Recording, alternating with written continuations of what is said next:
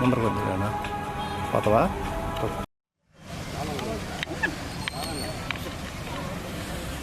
కూడా కలిసి పరిశీలించడం జరిగింది.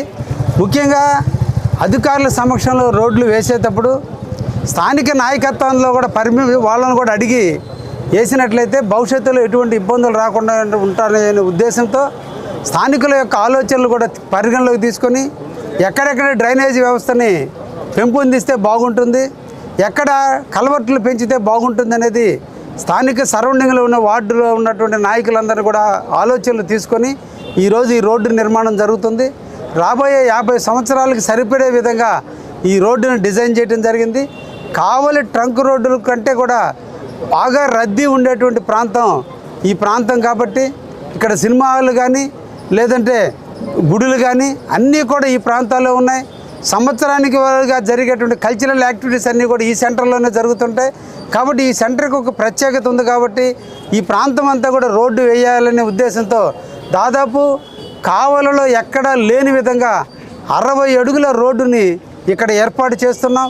1,30,00,000 నిధులు వెచ్చించడం జరిగింది.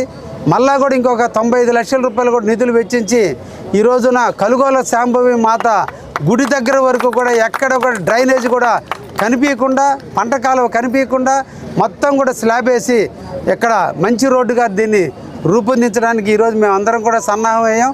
తప్పకుండా కావలి ప్రజలకు మంచి మేలు చేకూరుతుందని సందర్భంగా తెలియజేస్తూ ఉన్నా. చాలు.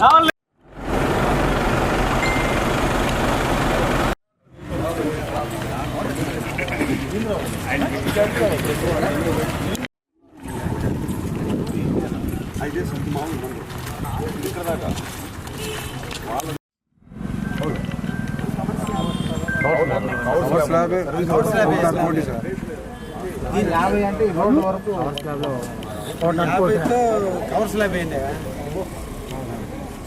కవర్ స్లాబ్కి వేద్దాం. వచ్చే 45 లక్షలతో పూర్తి రోడ్డు వేస్తాం. కవర్ స్లాబ్ అంటే అది రోడ్డు అయిపోతుంది. ఇది 45 లక్షల్లో వచ్చారు.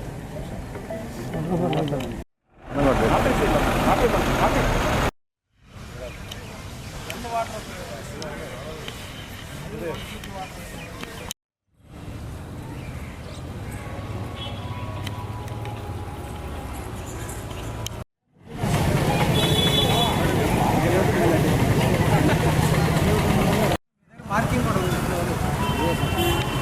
గణేష్ ఎక్కడ బోల్టా ఇక్కడ మనకు ఇక్కడ వేసేస్తాం.